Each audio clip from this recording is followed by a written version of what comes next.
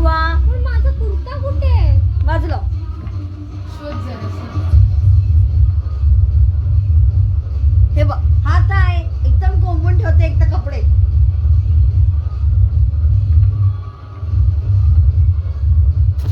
कानातले काय घालू येतात?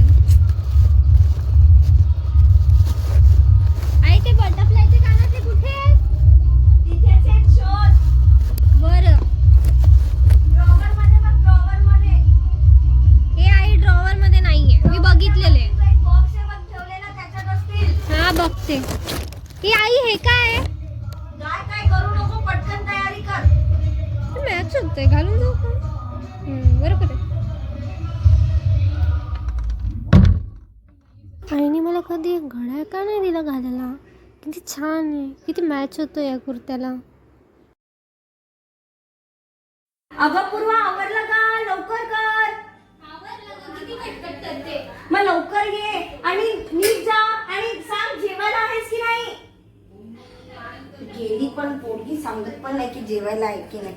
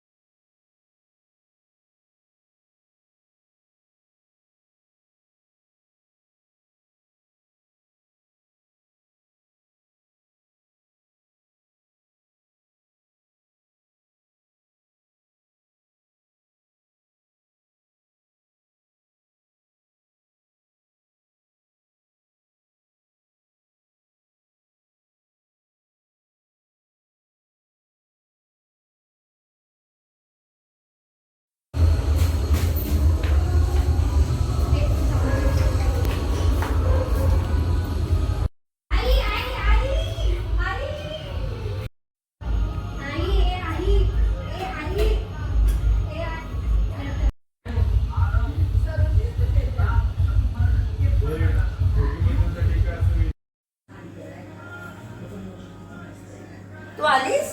मी आली पण तू हलत का नव्हतीस? काय बोलण्यासारखं बोलते, जा तिकडे, मला वाढू दे जेवायला.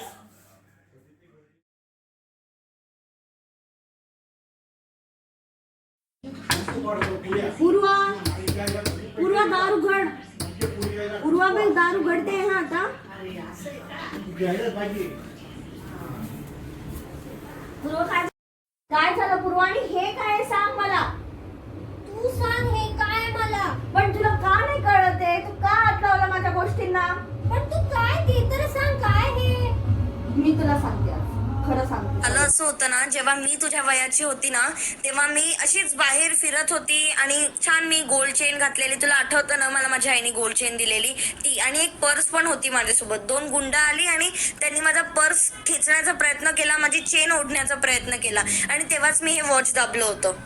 आणि मग कोइन्सिडेंटली असं झालं की सगळं जग थांबून गेलं, जसं आज तुझ्यासोबत झालं. एक पत्ता हलला नाही आणि मी 2 मिनिटं इतकी घाबरली होती. पण त्यानंतर माझ्या मनात तर एकच गोष्ट होती की आता हाच एक चांगला मौका आहे, मी इकडनं पळू शकते. आणि मग मी पळून घरी चालली गेली आणि मी तुझ्यापासून लपवलेलं, कारण की मला असं वाटलेलं की एक राईट टाइम आल्यावरती मी तुला हे सगळं काही सांगून देईल. पण मला वाटलं नव्हतं की आजच तो राईट टाइम असावा. सॉरी पूर्वा, मी तुला नाही सांगितलं आणि ही गोष्ट लपवली. तर कळालं तुला आता. चल आता मला वाढू दे तुला जेवायला. अगं पण आई ऐक ना. बोल.